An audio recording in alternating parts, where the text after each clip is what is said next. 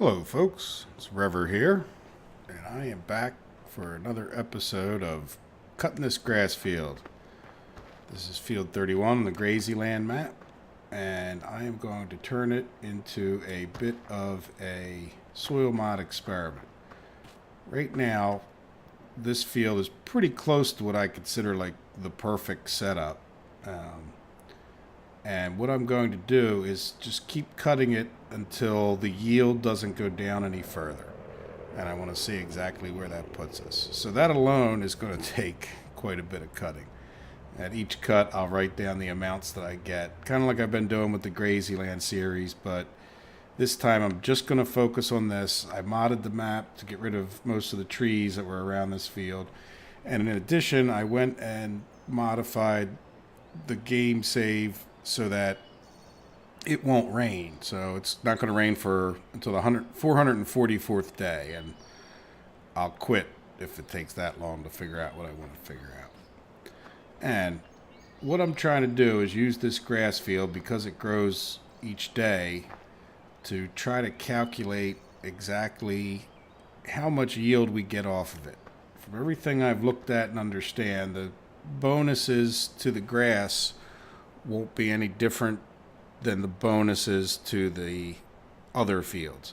That may not be true, and maybe somebody who can read all that code or has read all that code better than I have, let me know if you think there is a difference, and I'm sure I can work it into what I'm trying to do. But I'm trying to work out, basically if the score that I'm giving is an accurate representation on my spreadsheets, which I'll show you at some point. That's where I'll actually record the numbers.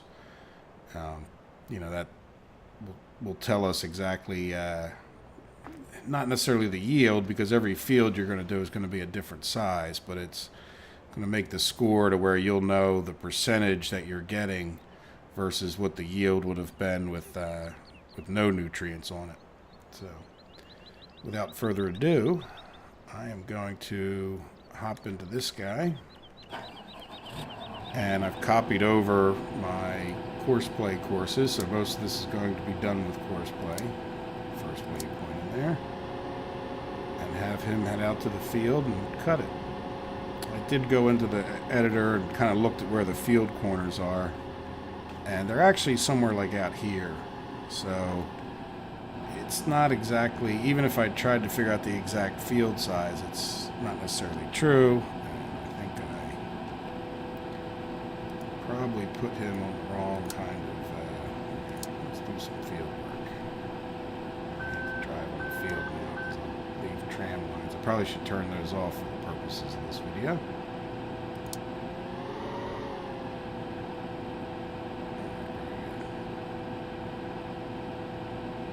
Course play doesn't leave any tram lines in the field, and it's usually not a big deal as long as I just set this guy off the right way, but it shouldn't affect things that much in the grand scheme of things. So there we go. So I am cutting grass for the first time to see what we get for the yield, and I'm not sure how much of this I'm gonna record. Some of it I'm gonna be AFK for, set up the course play guy and go do something else, and then come back and write down the numbers when we're done. I have some support vehicles here, just so you see. I've got a tractor trailer for fertilizer in the distance, and then the closer one in red would be plenty of fuel. I'm sure I'll have to run the fertilizer guy back after a while. This tractor that I'm sitting in is going to be the chaser for that. I have a little bit of a problem, is that I got a drop-off point here. I might have to re-record the placeable heat. So I'll get myself one of those.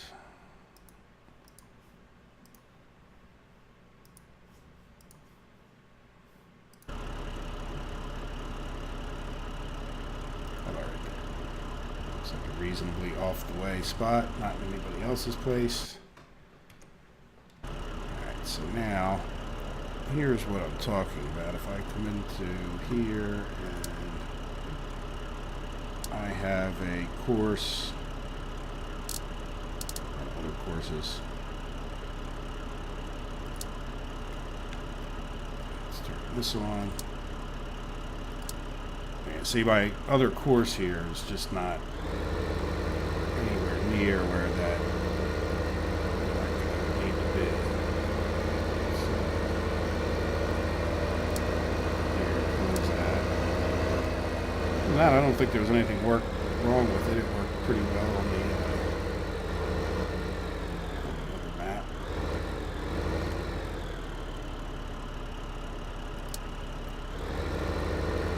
The trick with this is to get kind of the right distance away from it. It's a little bit easier if you have a heat with. That'll work.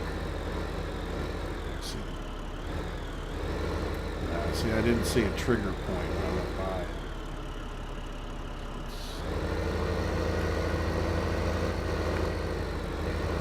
There it was. A little bit closer. It's a little bit further.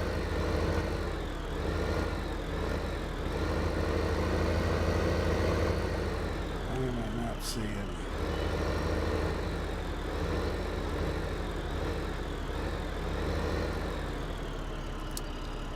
This isn't going very well, is it? Oh, you know what? I'm not seeing it because I don't have any in here. I bet. Let's go take a look here if we can steal some of this. It's all going to the same place.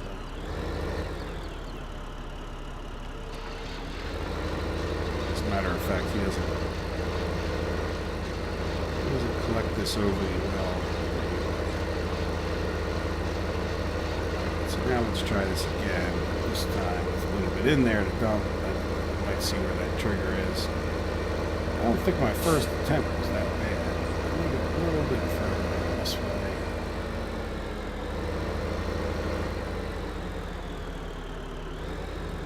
So let's start course recording. Make sure you go to the third dot before you do too many gyrations. You can get away with it, better off. I don't think that's a bad distance. Yep, there we go. See how we got the trigger down there in the corner? Right around here. That's probably close enough. Save that as F31 Chase 2. I didn't call it Heat last time, I don't think, so that should be a new name. Going to come to let's get rid of these courses. We want to run the same exact course as the big M there, and then we want to add P heat, chaser to heat. Oops, did that wrong. Big M, and then you want to hit this plus, chaser to heat. I'm going to save this as F31 chaser on the test. I'm not going to save this back to my regular map, but just in case. Alright, there we go. So now he's ready to go, I believe. So I will set him on his first trip.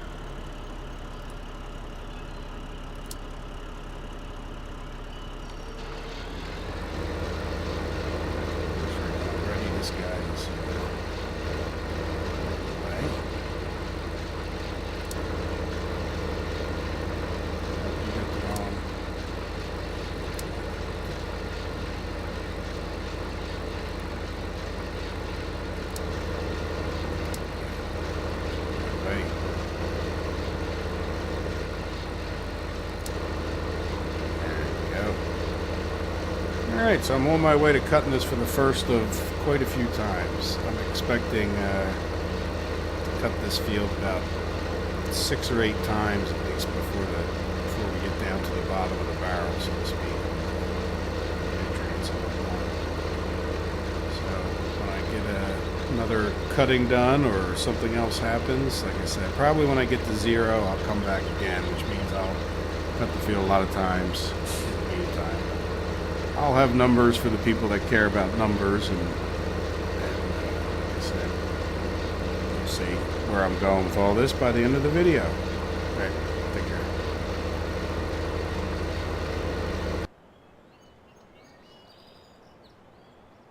Guys, I'm back for a bit of an update here. I have been at it for quite a while. It's been 2 or 3 days, I forget exactly. And all of my farm sim time, and for that matter, I've even not played many other video games, which I sneak in very regularly. I have been cutting this field. You can see, if you look, I'm on day 25 on the HUD up there. And I have cut this field 25 times. So as you can see, my soil pH is at 6.6. I went through about 21 days of taking the soil pH all the way up to 7.7 or something like that, and recording how much yield I got from each and every harvest. And then now I am working on the soil moisture, and I've got that up to 71%. I will take it up to 99 or 100%, whatever exactly it ends at. And I will do the same exact thing. Kind of interesting thing happened yesterday where I had both it didn't even plan it that way. The pH was at 6.8 and the soil moisture was at 57, which I have pretty much absolutely confirmed is the best yield you would get from both of those levels. So, without further ado, I thought I would come in here and show you two different things. You can see I obviously have the dots. If you don't know how to open them, it's Alt-I, and each time you hit Alt-I, you'll see you switch through. If you look down in the bottom right, I'm on soil moisture. Now I'm on nitrogen. Now you can see I don't know if you can even hardly see those dots on YouTube, but there's little tiny red dots, and that's because there's absolutely no nitrogen contributing.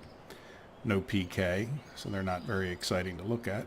But I did want to come back and show you what happens. The grass field's kind of easy. I don't have any tram lines, even though I do have tram lines turned on, but because you cut it before you do all the rest of your field work, you don't end up putting lines in it.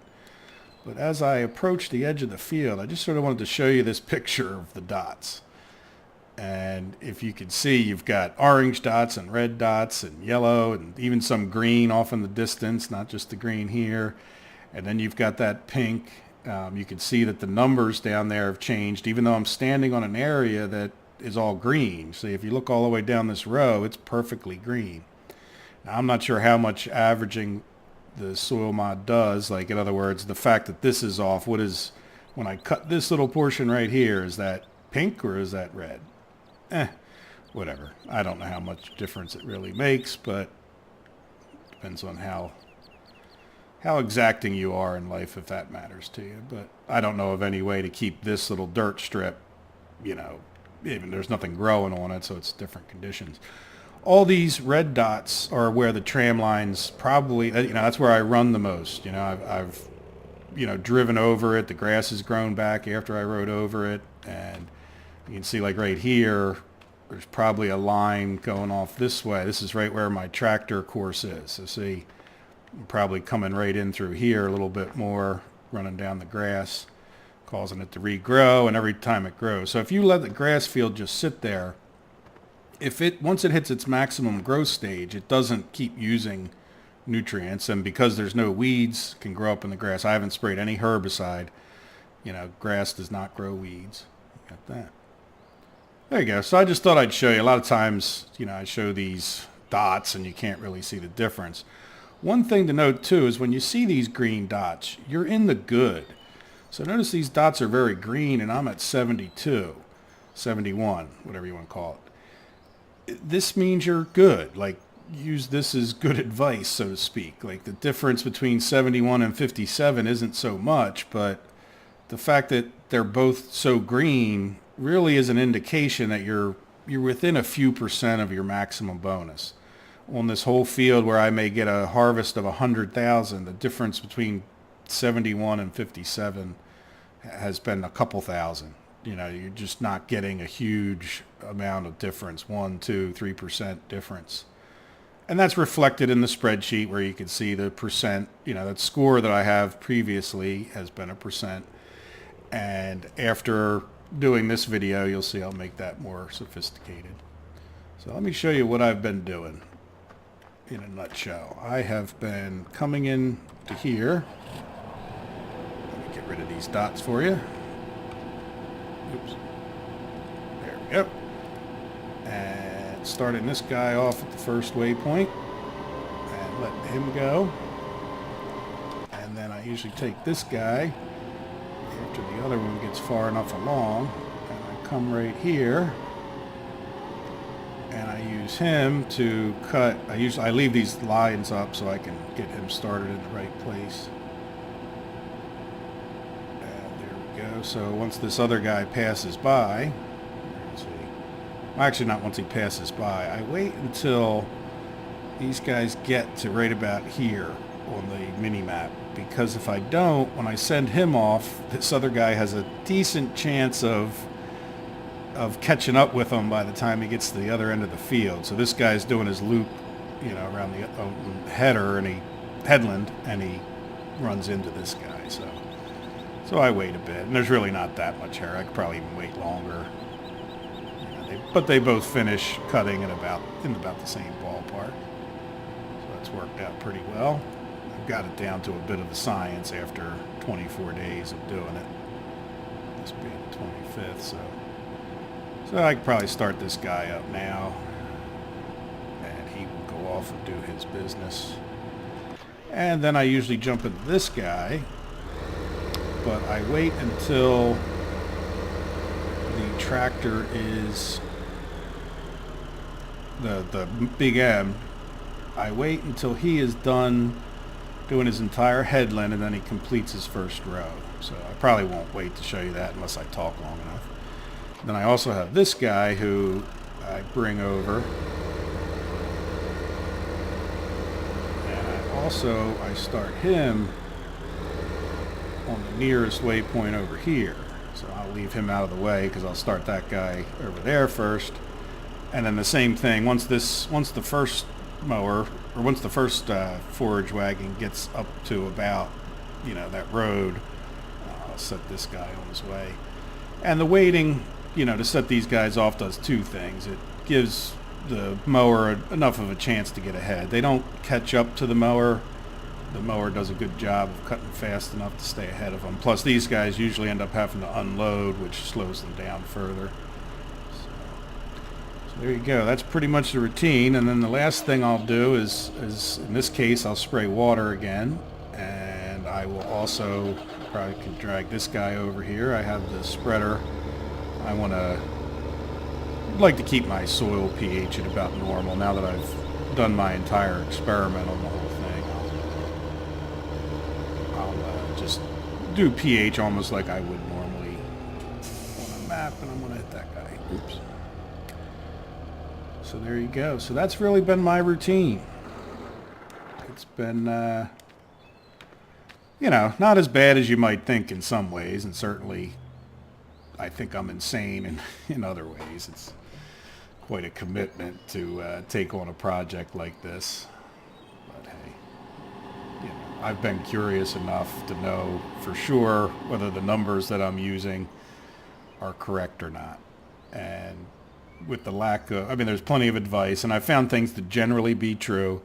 I'll go over that, I think, all in one shot. Maybe even next I might come back to the map, or, you know, to the actual game here, back to the field next. Not real sure. It's going to probably be days before I get back here. So, you know, days in real life, that is, and, well, certainly days in the game. I plan on doing about 41 total days, so I'm up to 25. And with that plan, you know, I will have raised the nitrogen in a similar manner to what I'm doing with the water now, and what I did with the pH before, and I'll then do the PK after that.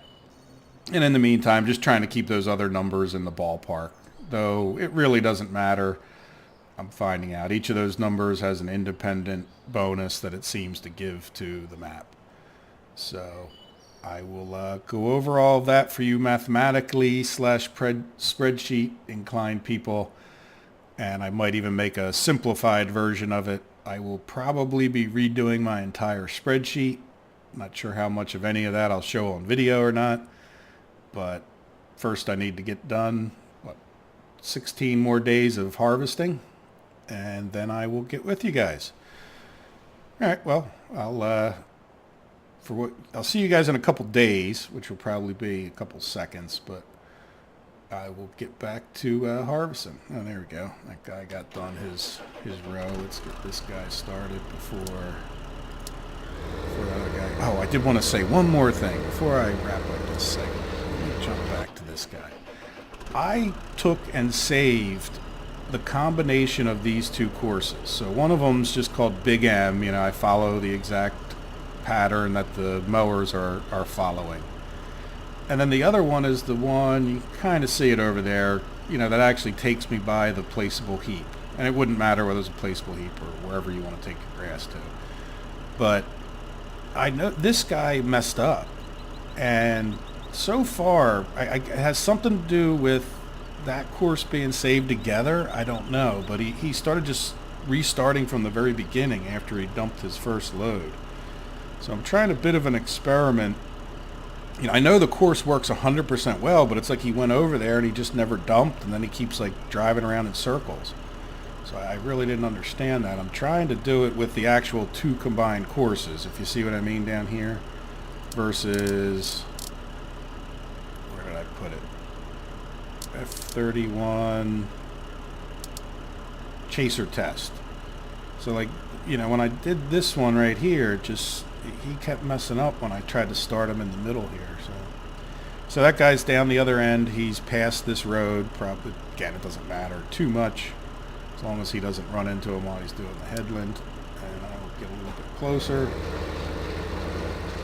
And I'll get him started on the nearest waypoint. And there we go.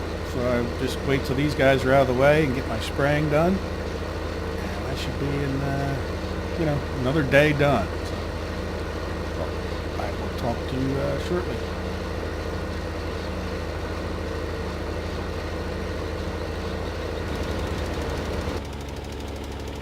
Here's a real quick update for the last segment. I wanted to show you the difference between when I spread 26 meters and when I spread 24. That guy is spraying 24. This guy is spraying 23 and a half. Stop it.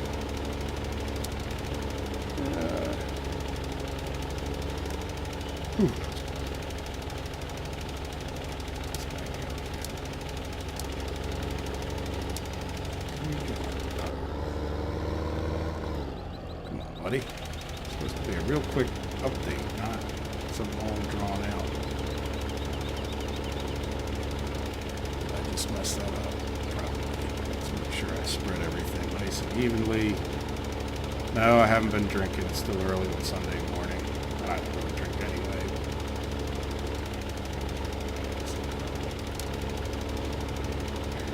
Alright. Well, anyway, sorry about all that. But I just wanted to show you that really in the end, the difference between, you do overspray, you do waste some stuff, but at the same time, the difference between the two, you can see the tram lines really are not much different. And when we get to the end of the field, any difference really is almost negated, you can kind of tell. So, but that isn't the main reason I came to tell you is my other tractor with the forage wagon. Why I said truck. I realized that my turn speed is the speed that he goes past the placeable heap. I had this set to 9. The other guy was set to 8. And what was happening to this guy, because he was set at 9, is he actually drove past the point too quickly. So what he was doing was he was going past it, getting confused. So I think I fixed it. I don't think it had anything to do with whether that course was saved as a combined course, which didn't make a lot of sense to me. Why wouldn't it work? So anyway, there you go. Watch out for your turn speed. I had the same issue on another map with the Gifts of the Caucasus, where I had my UAZ going to buy seeds, and he was driving by too quickly. So if you have a loading point or a trigger point like that, keep this turn speed in mind. So there you go. I had upped this field speed because it took them forever at 14 miles an hour. I messed with this, just shouldn't have. So I brought it back down to 6, which is well into the safe zone. And there we go. So, all right, well, I'm going to finish up spraying, and I'll talk to you guys later on.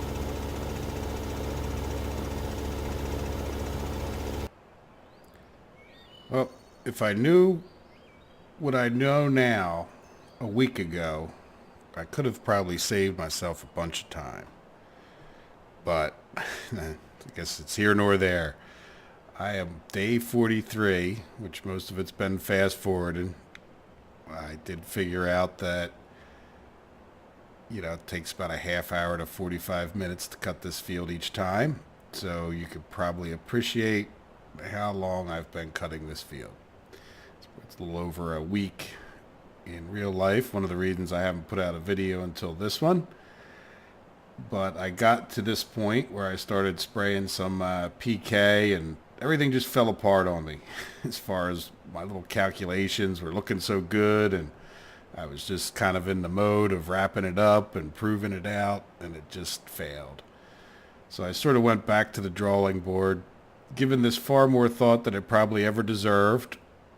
Decker is probably one of the few other people that's given it quite as much thought as I think I have over the past 8-9 days. But I think I have solved it, and I think I have a pretty reasonable solution that I will start testing on real games, real maps, and go from there.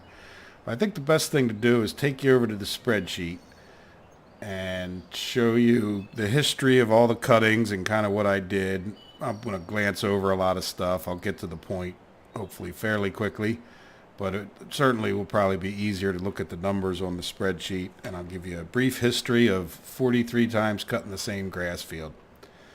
Sound good? See you in a second.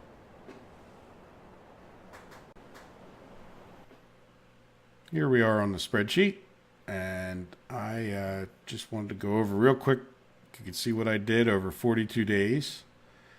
I started out just letting the field drop off. I didn't do anything to it till they got down to the minimal numbers, which was right here. And then for a few days, I just let them sit there, because I wanted to get a good baseline of what the score would be, so to speak, what the yield would be.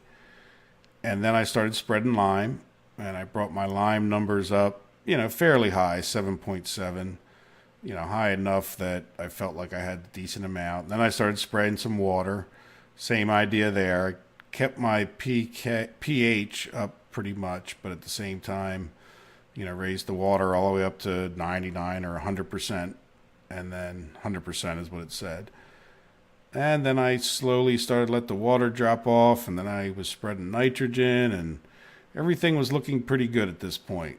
Again, I was trying to keep my pH up, and then I sort of decided, well, I don't know if I want to do that. Let me let those numbers drop down. So I stopped spreading any more lime and water, and got down to this point where I had gotten a number for each of the nitrogens, and I spread some PK.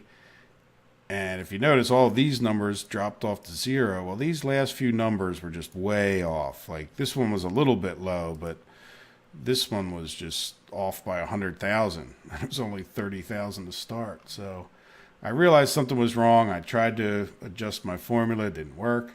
Went back to the drawing board, and here's what I figured out. More or less what's happening here is you're starting out with what I'll call a base yield. And that base yield, it gets multiplied at that point. You take the score that you got for nitrogen, multiply it by the base yield, and then add it to the base yield. So you can almost double your output right there. So that's where they talk about doubling your output. Now that's not totally true, because you can actually get a little bit extra bonus added for your PK score being good. So in that particular case, what you're going to do is take the result that you got from your nitrogen base, I'll call it, and you'll add it to your PK as a little bit of a bonus. Let me come in here and rename this. And I'm going to rename this. So what you could do, and you can see down here where we do have some PK score, would be down here. You know, next one down. I'm adding a little bit to the score that I got with my nitrogen. I'm bumping that up because I have PK on there. Now, then what you do is you end up, the pH number is another factor, meaning by factor I mean it's a number that you're going to multiply by. So we have this pH score of 0.7. So what I'm doing here, or actually right here, is I'm taking this number and multiplying it by 0.7 to get 40,000. Oh, I'm sorry, 0.25. I'll line my numbers up. It didn't seem right, did it? So this is a quarter. You can see that of that. 1/4 of 160,000 is going to be 40,000. And then, let me move this over one more notch, 2 more notches. You're going to take your water value, which is 0.5, and multiply that. And lo and behold, the yield that I got was around 19,000, which is pretty darn close, 1% over the whole field. I can live with that, especially considering that this is numbers that you would get when you're real low. If you notice my numbers when I've added some pH as far as the amount of error is very close. I really am not off. You know, at this point, I've solved how to cut a grass field and calculate the yield that you're going to get. So, having come up with this, what I ended up doing was saying that here's the score, and the way I got to the score is actually I came in here and I put in the number 4. I put in a few other numbers, but I figured out that if I put in the number 4, let me go all the way to the bottom, this is where I have a perfect score for everything. So in other words, if we come back over real quick, you can see that I have a 5, a 4, 6.8, 57. So I've got the perfect nutrients. And the benefit to doing it that way is that you get a score of 10. So I thought, boy, I like that. You know what I mean? So this score that you're seeing here, let me highlight the whole row, is a score from 0 to 10. And really what it is 4 times the base yield, which again just puts it in a nice round number in my opinion. Nice, easy to understand. It's more or less a percentage at that point.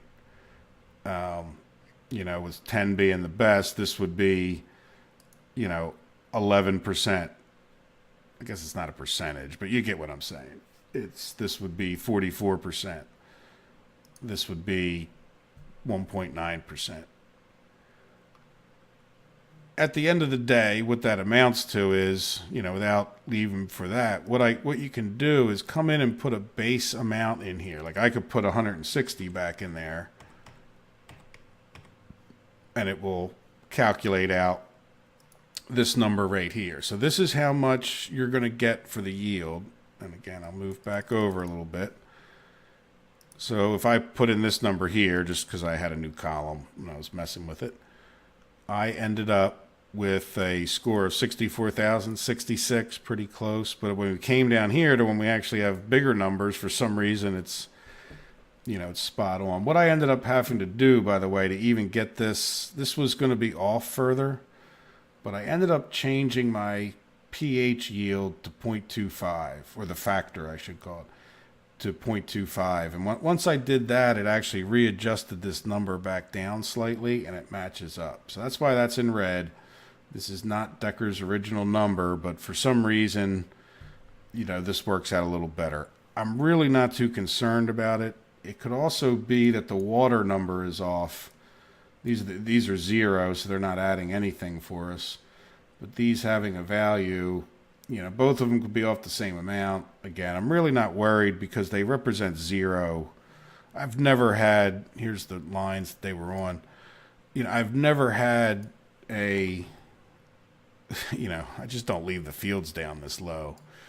But if you wanted to quote zero them out, this is how far you would take your pH down to 5.4. It won't go any lower, and you would take your everything else right down to 0. And then that would call that, if you ever want to even your field out across the whole width, this is what you would do. Just let it drop down to these numbers, and then let them, they'll be at the base, and you can raise them back up. A couple interesting things is that when you go over 6.8, it jumps up a digit. So like here is an even better place to see it. Jumps from 6.6. It doesn't just go up 6, it goes up 7. I imagine this is a rounding error. I can't imagine it's anything that big. The other interesting thing was that when you're at 0 and you add like nitrogen here, it doesn't take away a nitrogen. So in other words, it actually does the subtraction, then it adds your whatever you did here, so you get 5. So normally, if I add 5 here, I'm taking 1 away every time. It only goes to 6, even though I sprayed 5 on, you would think 7 if it added 5. But so what I figured out from that is that the calculations for the level are happening after you subtract for the day. So you can see where I left that blank because it didn't take 1 off. And then the other thing to note is that even though it does go up here, but when it comes back down, it goes right to 6.8. So don't get upset if you see it switch to odd numbers when you're in the 7s, 7.3, 7.5. I think that would be very normal for it. So those are the things I figured out other than the score. Let me show you what I did. I made a new spreadsheet out of it. And so now what I'm going to try to do on the next map is come into here, make my plan like I normally would. I'll have a new scoring system, which I can already tell. Let me take you over to this field too. Can already tell is going to change some thinking and some things that I've said in the last videos. So, for example, in the past, I would let my nitrogen go up, well above 9. I would let it go up to like 12, thinking I would get a better score or it wouldn't matter so much. But if I come over here and I'm just going to play with numbers for a minute and put this at 5, my score goes to a 8.3 from an 8.1. So at this point, or let me go to 12. Yeah, I probably shouldn't have typed that like that. Let me do this. Go to 12. I want to add 6. There we go. So in the past, I was saying that this was better. But this is only a score of 8, where if I come back here and do 5, and let's just say 9, well, 5 and 12, we're way off, but if I were to go and drop this down to say 9, I get to a 0.8. Let's take it to 10. See, so it's really 10 is even. Like, in other words, I don't want to spray any more nitrogen if I'm above 10, because once I go to 11, my score is lower at that point. So say 4 to 11 is 8.2, 12, 8. Let's see. Yeah, so anyway, it may change my opinion on some numbers. And we'll go from there, like as I go plan it out, I'll see how this works out for us.